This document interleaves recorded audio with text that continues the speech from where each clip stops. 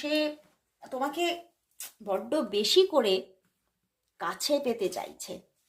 আমি তোমাকে বিশ্বাস করি, ভীষণ পজিটিভ। বললাম না আজকে, মানে তোমার প্রতি যেন তার ভালোবাসার, মানে যতটা তার গভীরে, যত মনে হয় তার হৃদয়ের ভালোবাসা আজ যেন উপচে পড়ছে তোমার জন্য।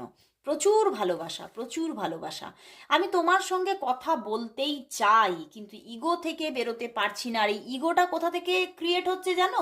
ব্ল্যাক ম্যাজিক থেকে। দেখো, মোমবাতিটাও এখন নিভে গেছে, ব্যাপারটা কিন্তু একদম কিন্তু পারফেক্ট।